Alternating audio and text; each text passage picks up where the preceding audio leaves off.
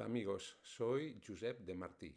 Este es el primero de una serie de vídeos en los que quiero hablar sobre un documento que se aprobó en el Consejo Territorial del Sistema de Dependencia en junio de 2022 y que lleva por título Acuerdo sobre criterios comunes de acreditación y calidad del sistema de la dependencia.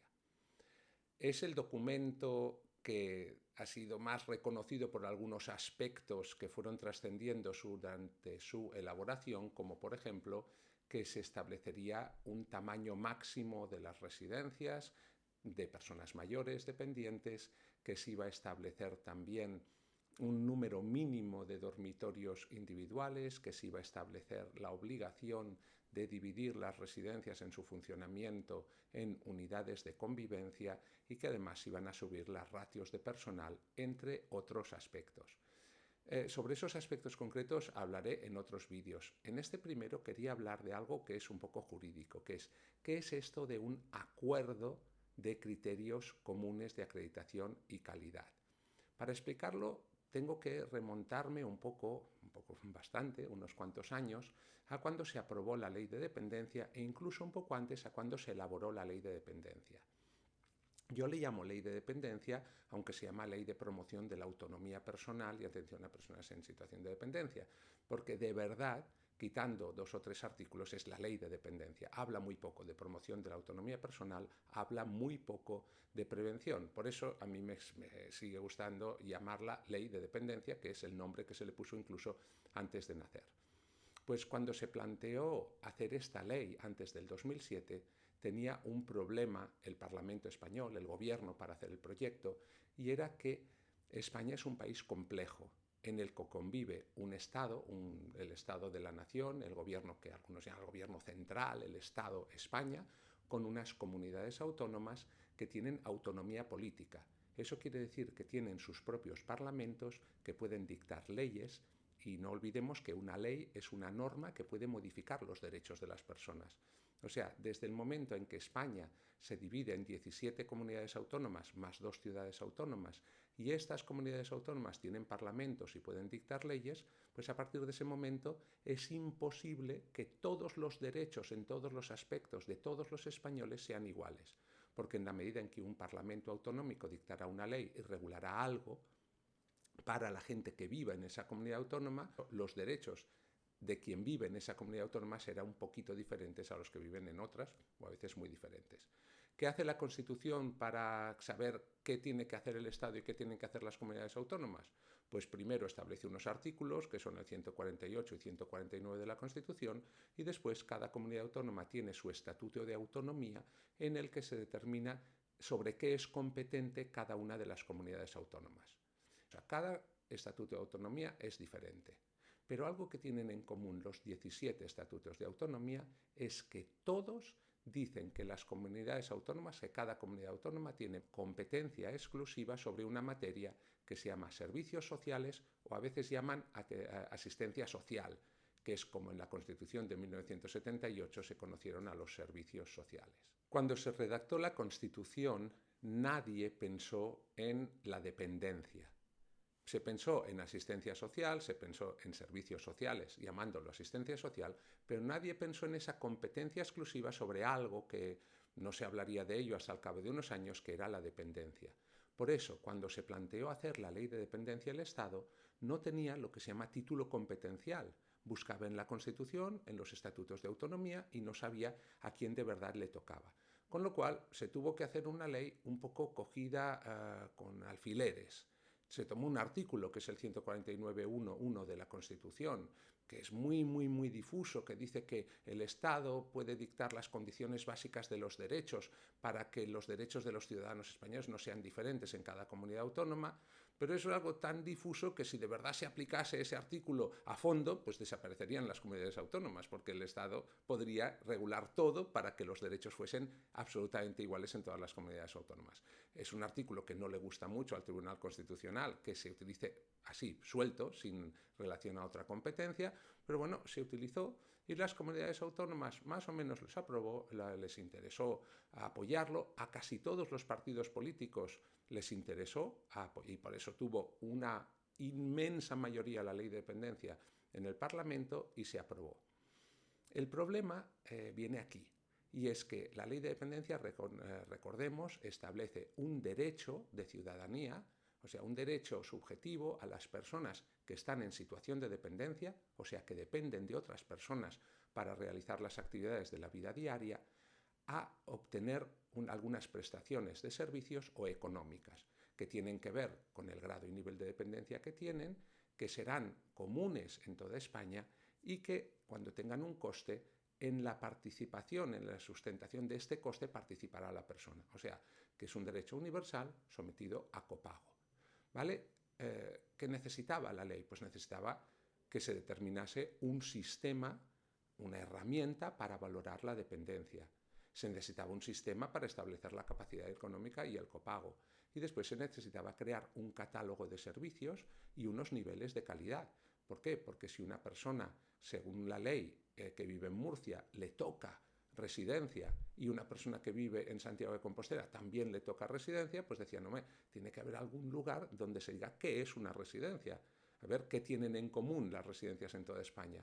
Y esto se pensó en algo que era la acreditación. Quería decir, en cada comunidad autónoma existen unas normativas que permiten autorizar las residencias, los servicios de atención domiciliaria, los centros de día, todos los servicios, pero decían, bueno, para que estos servicios se presten dentro del ámbito de la dependencia, pues habrá unos criterios de acreditación comunes a toda España y entonces podremos decir que este es un derecho común, ¿vale?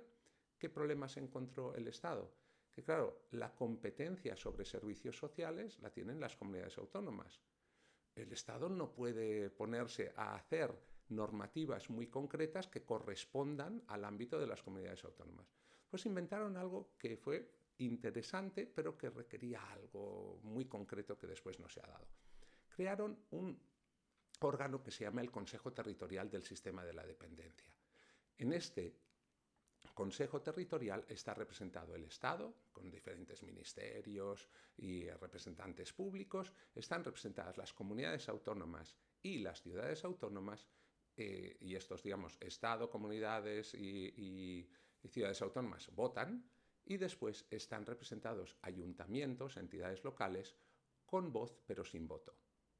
Claro, aquí tenían un problema. Este órgano pues no es el Parlamento, no es un órgano de la administración que pueda dictar reglamentos, o sea, normas o actos administrativos que sean vinculantes, porque la verdad es solamente pues, una amalgama de diferentes administraciones públicas.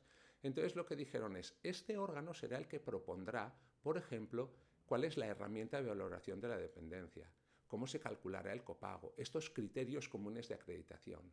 Entonces, el problema que tenían es, ¿pero esto cómo funciona? Entonces hicieron un reglamento de funcionamiento y en ese reglamento decían que había que intentar trabajar por consenso. Cuando no fuese posible trabajar con consenso, se trabajaría por un sistema de mayorías. Por un sistema de mayorías peculiar. Para que apruebe algo el Consejo Territorial, lo tiene que aprobar por un lado, votar a favor siempre el Estado, y además una mayoría de comunidades autónomas y ciudades autónomas. Pero el intento, lo que dice el reglamento, es que se intentará siempre el consenso, o sea, que no haga falta votar. Esto es muy importante. ¿Por qué? Porque si ese órgano dicta unos criterios, por ejemplo, como ha pasado ahora, y resulta que una comunidad autónoma no está de acuerdo con esos criterios, como la comunidad autónoma es la que tiene la competencia constitucional sobre servicios sociales, si no quiere atender a lo que ha dicho el Consejo Territorial, va a ser muy difícil obligarle. Por eso se pensó que esos criterios tenían que acordarse y consensuarse en el Consejo Territorial. Y tan seguros estaban de que el consenso era indispensable que en el reglamento de funcionamiento del Consejo se dice que los acuerdos son de obligado cumplimiento y directamente exigibles, salvo para aquellos que hayan votado en contra mientras no decidan suscribirlos con posterioridad. En el año 2008, el Consejo Territorial de la Dependencia aprobó unos primeros criterios comunes de acreditación y calidad de servicios de la dependencia. si los recordáis, son aquellos criterios que hablaron por primera vez de la capacitación profesional de las gerocultoras, de ratios de personal, hablaba ya también de indicadores de calidad, y era aquel que decía que en unos años, que acababan en 2015, todas las gerocultoras tenían que tener una capacitación profesional y los ratios de todas las residencias de España se tenían que ir adecuando a unos mínimos que establecía ese acuerdo de acreditación. ¿Qué pasó entonces? Pues que se aprobó con una amplia mayoría, casi un consenso, pero hubo muchas comunidades autónomas que, a pesar de haber participado en la redacción, a pesar de haber ido al Consejo Territorial, después no hicieron caso de lo que dijo el propio Consejo. Entonces hubo muchas comunidades, pero comunidades destacadas por su población o su peso dentro de España, como puede ser Madrid o Cataluña, que no aprobaron su decreto de acreditación en el plazo establecido. Pero es que 10 años después de haberse aprobado esos criterios de acreditación, todavía no habían aprobado un decreto de acreditación. Hubo algunas comunidades autónomas que tomaron de aquel acuerdo común de acreditación lo que les pareció bien, pero ni una comunidad autónoma hizo caso al 100% de lo que decía ese acuerdo. Por eso, cuando ahora se ha hecho el segundo acuerdo, se ha trabajado en ese segundo acuerdo, siguiendo unos criterios, con unos trabajos que han llevado a varias votaciones en las que hasta junio no consiguieron aprobar, pues lo que se ha visto claramente es que el gobierno que tenemos ahora, digamos el ministerio del cual es ministra la señora Belarra, no ha conseguido el consenso. Ha establecido unos criterios y al final ha hecho pues algo, digamos, salir del mundo de lo que llamo lo técnico y entrar en la maniobra política, que es decir, a ver si consigo aprobarlo por mayoría de comunidades autónomas. Al final lo ha conseguido. Lo ha conseguido por la mayoría mínima, es una división justo por la mitad, con una comunidad más a favor que en contra, pero con una cuestión de peso. Y es que las comunidades que han votado a favor en general tienen menos población que las que han votado en contra. Al final, más o menos, tenemos que habrían votado a favor de aprobar una mayoría de comunidades autónomas y ciudad autónoma, pero que en su peso específico estarían por debajo del 30% de la población española. En cambio, han votado en contra más del 70% de la población española. Es un poco así hablar de población, no, de comunidades autónomas que representan a esta población. Pero aún así, digamos, lo han hecho según el reglamento. Entonces, ¿qué pasa? Pues ahora se pone de manifiesto el problema jurídico. ¿Qué es ese acuerdo? ¿Es un reglamento? ¿Es una norma jurídica? No. Es un documento elaborado por un órgano ad hoc, o sea, creado a los efectos que no se sabe muy bien qué carácter jurídico tiene. Para los que habéis estudiado Derecho o los que habéis estudiado oposiciones, es un reglamento. No es un reglamento, no tiene aplicación directa. Se parecería muy lejanamente a lo que sería una directiva comunitaria, en el sentido en que necesita una transposición, necesita que cada comunidad autónoma haga su reglamento para que se convierta de verdad en obligatorio. Y esto, digamos, esta falta de capacidad de generar consensos, estas ganas de sacar algo como fuese para sacar un rédito político, para conseguir un titular, es tal como yo lo he entendido, lo que ha conseguido es crear pues una incógnita jurídica y ahora tener que esperar a ver qué van a hacer las comunidades autónomas. Hoy estamos a principios de julio, estamos a 6 de julio del año 2022. Todavía no se ha publicado en el Boletín Oficial del Estado el Acuerdo. Una vez que se publique, aunque se publique, tenemos que saber si eso es un reglamento o no, porque no sigue todas las normativas procedimentales para que tenga un carácter de reglamento, como si fuese un decreto o como si fuese una orden ministerial. No lo es. Entonces, tendremos que esperar a ese plazo que da el propio acuerdo a las comunidades autónomas, que es de 9 meses desde que se publique, para que éstas aprueben sus normas, digamos, de transposición, para que lo conviertan en normativa autonómica. Si no lo hacen, pues no sabremos qué pasará. No se prevé en la ley que exista un mecanismo coercitivo. Sería bastante discutible que el Estado pudiese retener financiación de la ley de dependencia. Además, no nos engañemos, la financiación del Estado de la ley de dependencia tampoco es lo que se pensó en un principio. Quien de verdad está asumiendo el coste de la ley de dependencia es cada una de las comunidades autónomas más los ciudadanos. ¿Qué es lo que yo creo que va a suceder? yo creo que esto se va a quedar en una especie de papel semimojado. Eso quiere decir que, según mi opinión o predicción, ya veremos si me equivoco, pasarán 9 meses y casi ninguna comunidad autónoma habrá aprobado el decreto de transposición, o sea, sus normas de acreditación autonómicas. Lo que sí que vamos a ver es que a medida que se vayan aprobando durante los próximos años, cada comunidad autónoma va a ir cogiendo lo que le parece de este documento. Por ejemplo, en el País Vasco, la Diputación Foral de Vizcaya ha aprobado hace poco unas normas de acreditación que prevé unidades de convivencia de 25 plazas.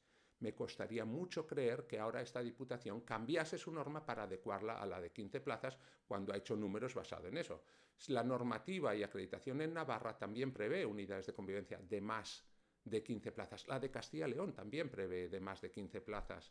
En Cataluña hay un proceso de acreditación abierto que no prevé unidades de convivencia, pero sí que prevé habitaciones dobles individuales en una proporción diferente. Me costaría bastante creer que ahora la Generalitat diga voy a poner el freno en lo que estoy haciendo, derogo este decreto y apruebo otro. O sea, yo creo que este documento, aunque no tenga un valor jurídico importante, va a tener un valor.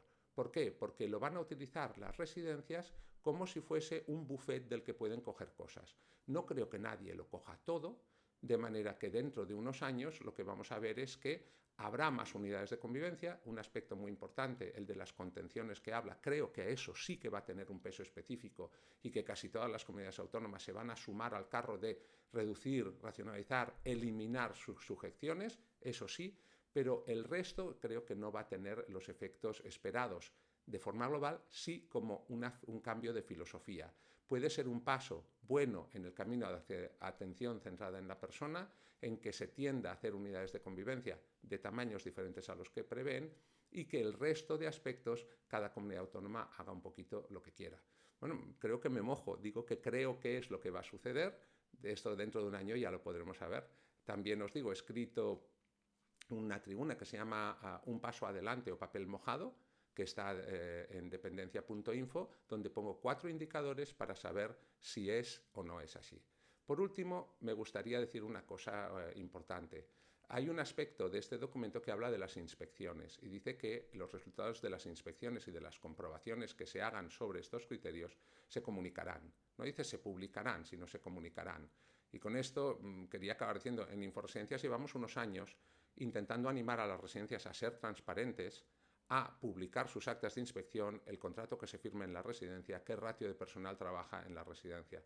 Seguimos creyendo que la transparencia voluntaria, o sea, que sean las residencias las que compartan sus datos de una manera que sea comparable, por ejemplo, en inforesidencias.com, es lo mejor, porque cuando la administración habla de transparencia y de comunicar inspecciones, la experiencia nos enseña que lo que dice que va a comunicar son sanciones. Ya lo hemos visto en muchas otras ocasiones. Las administraciones se suelen relacionar con las residencias privadas desde la desconfianza.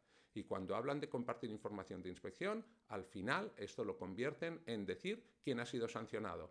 Pero casi nunca acaban diciendo quién lo hace bien. Por eso yo os animo a que compartáis el mayor número de datos posible, obtengáis el nivel máximo de transparencia y no esperéis a que sea la administración la que dé transparencia al sector, porque lo hará de una manera que seguro que no será beneficiosa, sino que lo que va a hacer es fomentar esa desconfianza que ha alimentado durante años esa relación entre administraciones y residencias privadas, que para mí es algo tan injusto y negativo.